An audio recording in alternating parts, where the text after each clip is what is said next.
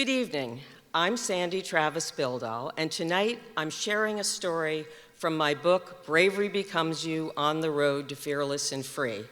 And it's an adventure that begins with a question. What would you do if you were brave? That's what I wanted to know. And so when my son called and said, "Hey, Mom, want to go on a 6-week camping road trip out west?" I said, "Absolutely not. I've never camped in my life." And then I said yes, and here we are, my son Travis, and I'm the scaredy cat next to him. And I'm about to follow his lead, his rules, his style, as I test my hopeful theory that bravery overrides fear. An experiment that begins with our car, stuffed with blankets, pillows, mud-caked shoes, wet bathing suits, and clothes drying that I washed in some restaurant sink. Add to that a 24-hour-a-day Grateful Dead serenade, and that's us on the road. And what about camping? I'm not used to drive down a road, pick a spot, pitch a tent in the middle of nowhere. No bathrooms, no showers, no people, nobody but us and my fears in this 3-man tent. And for me, sleeping on the ground hurt. But Travis ensured my comfort, piling blankets on my side of the tent until he had almost none. But could he protect me from the bears and snakes that roam at 2 a.m. when nature calls, just me alone under the stars? Night after night, sight after sight, 6 weeks traveling at millennial speed through 7 states, as I came face to face with a truth I didn't like. I was afraid. I wanted to be brave. And so I was always happy to wake up alive.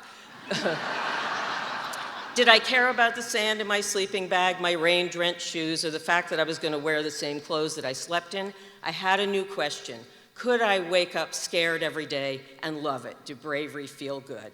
So I hadn't washed my hair or my clothes for a week, so was a lake a shower in freezing cold mountain water with no soap?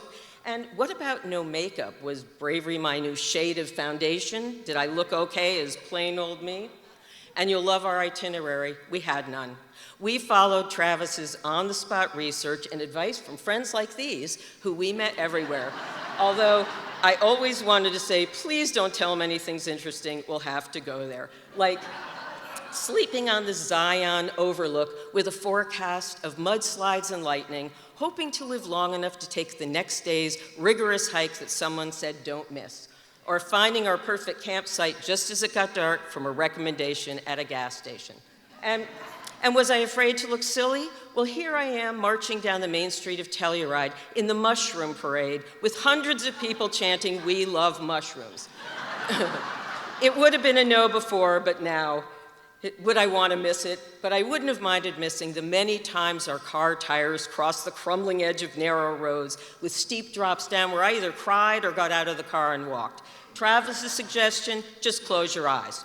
So, why was I making all this fun so hard? Fear is exhausting, and it's often not even true. And here was Travis saying yes to experience, while I was saying, no, I don't like this. No, I am not sleeping next to a no trespassing sign. But I did get braver, like when I saw the tree that had fallen 10 feet from our tent, and yes, we could have died. But we were already on the road, windows open, my hair whipping around in the wind, eating gummy bears, and yes, singing to the Grateful Dead. And I pushed past comfort on our day trip from the highest spot in the US to the lowest. 117 degrees, my leg out the window, swollen ankle therapy, possible heat stroke, and Travis pouring a bottle of freezing cold water over my head. And here's our beloved water bottle that we shared pre-COVID every day. Drinking water is serious out west, so when I drank, I passed the bottle to him. He did the same for me. I like to think it was our peace pipe of sharing and caring.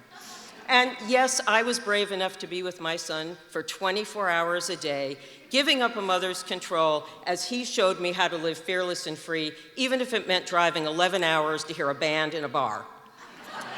So, and conflict? Well, take me to the airport, I want to go home, says it all.